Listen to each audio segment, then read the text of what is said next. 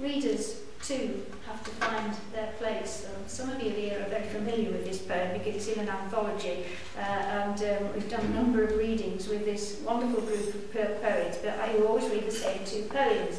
There are 2 or 3 people here who've heard this poem about 10 times, and they've seen this book, and I know one of them wants this book. I've actually destroyed the archival evidence for this poem, because who's had the experience of buying a second-hand book that is so heavily scribbled on that you can't even read the text, let alone think for yourself, or indeed finding a library book? Apparently they do it with highlighter pens now.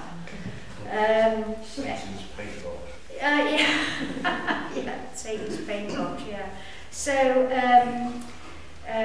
so this is has the subtitle, On Revisiting a Second-Hand Copy of Adcock's 20th Century Women's Poetry, signed in green felt tip, Elizabeth Scally or Scully, Hebden Bridge.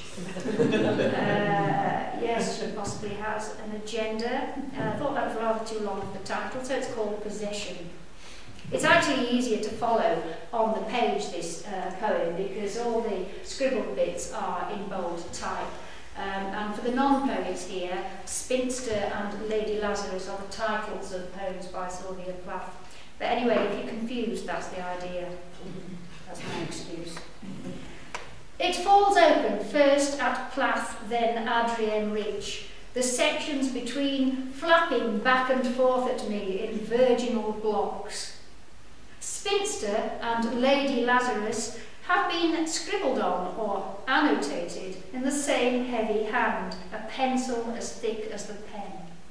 Well, it's mine now, Elizabeth Scally or Scully, so I get a rubber, clamp the page under my left arm and rub out 1962, a line from spinster to girl, universal, cultural position of women, a ring round Nazi lampshade, promise of feminine empowerment, and that's all she is, make them pay, in control of the image, and some kind of plumbing diagram round out of ash I rise.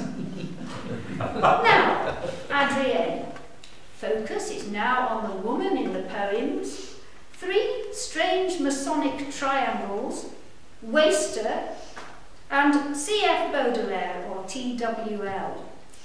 Next, break the spine at Mew, Bishop, Cope, Rookizer, Guest, Plath by now of course falling apart, and read some. Let's hear it for them. And Elaine Culinean, who no one around here talks about for fear of mispronouncing.